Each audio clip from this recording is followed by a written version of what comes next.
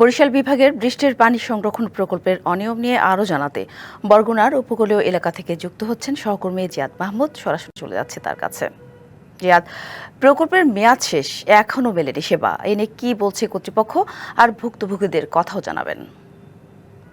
আমি এখন যেখানে রয়েছি সেটি আপনার স্টুডিও থেকে একবারে সোজা যদি দক্ষিণে আসা যায়, বাংলাদেশের শেষ প্রান্ত দক্ষিণ দিকে বরগুনার নলটুনা ইউনিয়নের পদ্মা গ্রামে। এখানের মানুষ একদিকে যেমন প্রাকৃতিক দুর্যোগের সাথে লড়াই করে জীবন যাপন করছেন, অন্যদিকে যে সুপেয় পানির সংকট সেটি প্রকট। আশেপাশের এলাকা জুড়ে কোথাও কোনো ধরনের টিউবওয়েল নেই। এখানের মানুষ, সাধারণ মানুষ, অনেক দূরের যে পুকুর রয়েছে সেই পুকুর থেকে পানি এনে ফুটিয়ে তারপর পান করছেন।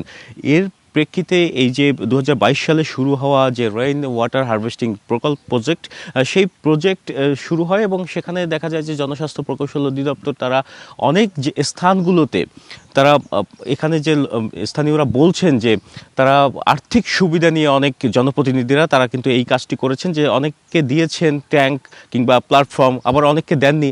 আমার সামনে দেখছেন যে এখানে একটি ট্যাঙ্ক দেওয়া হয়েছে, ট্যাঙ্কটিও ফেটে গেছে এবং এখানে যে প্ল্যাটফর্মটি সেই প্ল্যাটফর্মটি সম্পূর্ণ কিন্তু নষ্ট হয়ে গিয়েছে। এবং এর পাশাপাশি আরও একটি বাড়ি রয়েছে, সেই স্থানেও আমরা দেখেছি যে ট্যাঙ্ক দিয়েছে, প্ল্যাটফর্ম দিয়েছে, কিন্তু ফিটিংস এখন পর্যন্ত দেয়নি। প্রকল্পের মেয়াদ আপনি যেটি বললেন যে শেষ হয়েছে, শুধু এই এলাকায় নয়, এর পাশে যে পাথরঘাটা উপজেলা রয়েছে সেখানে যে পানিতে লবণাক্ততার পরিমাণ আমরা জানি যে 600 ppm থাকলে সেটি পানযোগ্য হয়। নায়াসিনামাইড ও স্যালিসাইলিক সমৃদ্ধ লিলি ফেস ওয়াশ যা ফেসের ডেড স্কিন সেল দূর করে দেয় দ্বিগুণ ফাস্টার ব্রাইটেনিং। তার সেখানে আমরা খোঁজ নিয়ে দেখেছি যে সেখানে 3000 ppm পর্যন্ত লবণাক্ততা রয়েছে, যার ফলে সেখানকার মানুষও সুপেয় পানির সংকটে ভুগছেন। পাশাপাশি পরের যে জেলা রয়েছে পিরোজপুর, জালকাঠি কিংবা পাশের যে জেলা পটুয়াখালী, একই রকম অবস্থা। সেইখানেও কিন্তু জলবায়ুগত পরিবর্তন বলুন আর এখানে যে পানির যে সংকট সেটি কিন্তু তীব্র আকার ধারণ করেছে। আমি এখানে একজন রয়েছে ভুক্তভোগী,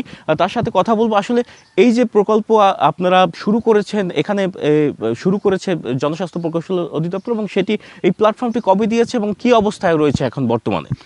এটা আসসালামু আলাইকুম। এটা দিয়েছে 5-6 বছর আগে আমার দেওয়া কয়েকখান ইট দিয়া সাইড খুলে ব্যারিকেড দিয়া এটা গর্ত করে মাটি খুঁজছিয়া এটার ভিতরে দিয়ে উপর একটা লিপ দিয়ে গেছে, লিপ দিয়া টাঙ্কিটা বয় দিয়ে গেছে। তা আমার অনেক দৌড়দৌড়ির পর আমার পাইপটা দিয়েছে মধ্যে এখন ফাটি গেছে, পানি আমরা খাইতে পারি না, পানি থাকে না।